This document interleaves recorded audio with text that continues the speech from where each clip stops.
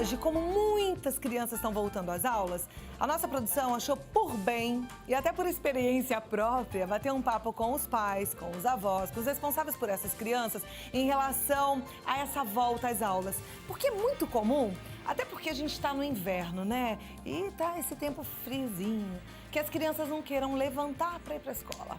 Se acostumaram um mesinho de férias, aquela boa relaxada, e aí na hora de levantar, aquela dificuldade.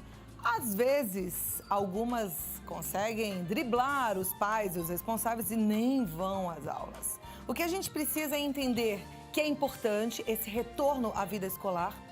É importante a vida escolar para o aluno. Agora, de que forma a gente consegue passar isso para a criança, fazendo com que ela realmente entenda essa importância?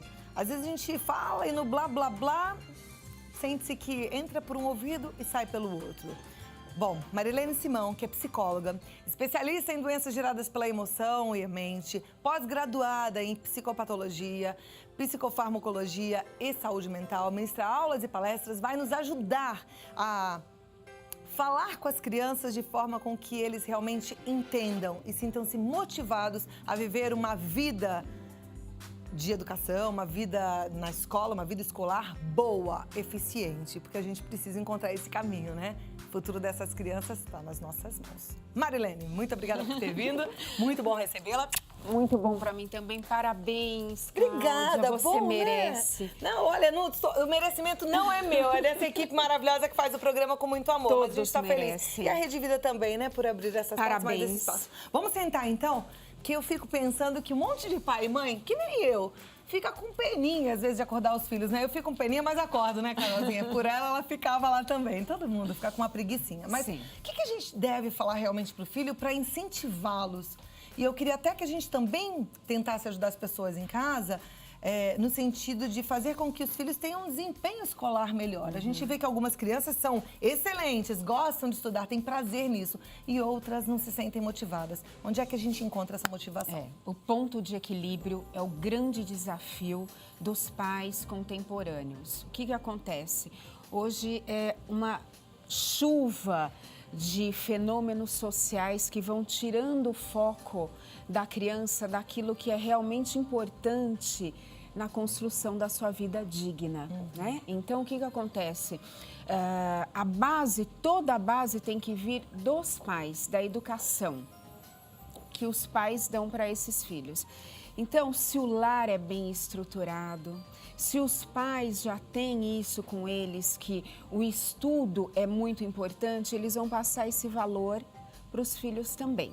O difícil é quando os pais não têm muito esse valor introjetado e não conseguem passar isso para as crianças. Agora, Cláudia, tem vários motivos por isso. Às vezes, os pais, alguns deles não conseguiram concluir os estudos, acaba sendo uma referência para o filho, ou aqueles que concluíram, mas com muita dificuldade, passam essa insegurança também para os filhos. Então, que linha nós temos que seguir para que essas crianças agora, de retorno das férias, voltem entusiasmadas, com vontade e com desejo?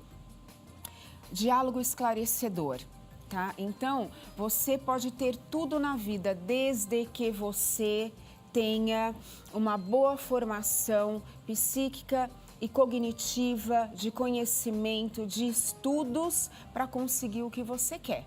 Embora existam casos de pessoas que não estudaram e se deram muito bem na vida, fica um vazio, fica esse vazio. O vazio da realização plena, enquanto você se descobrir, você saber do seu potencial, das suas qualidades, dos seus talentos.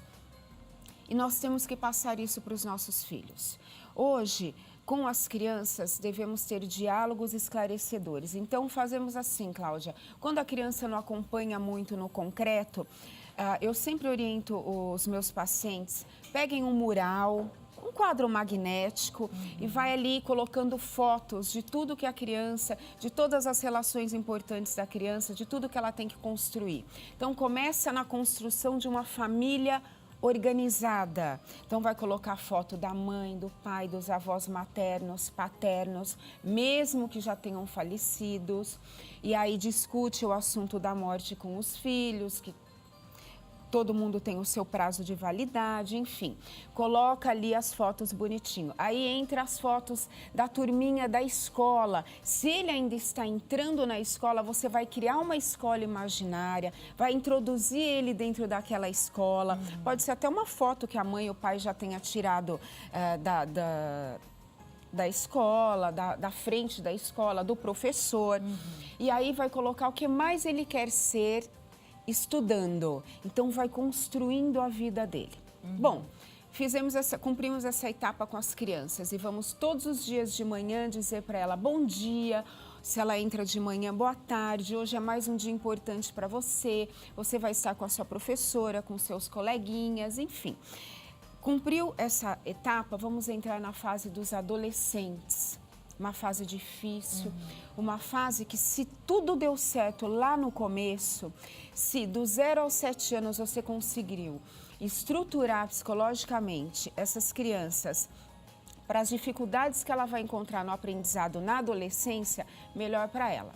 Então, vamos criando aí crianças e adolescentes que acreditem no seu potencial, que não tenham a ilusão do saber tudo.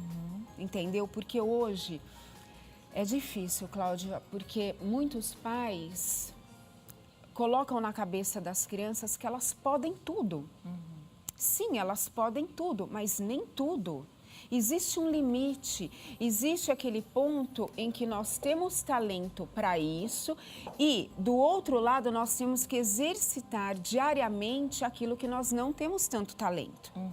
Se os pais facilitam demais para os filhos, eles não vão conseguir trabalhar nessa construção desse outro lado onde eles não têm tanto talento. Então, na verdade, hoje a gente tem um problema contrário do que a gente via antigamente. Antigamente, as crianças não se sentiam capazes. Hoje, elas se sentem capazes em excesso, é isso? Isso, nós temos dois lados, duas vertentes, tá?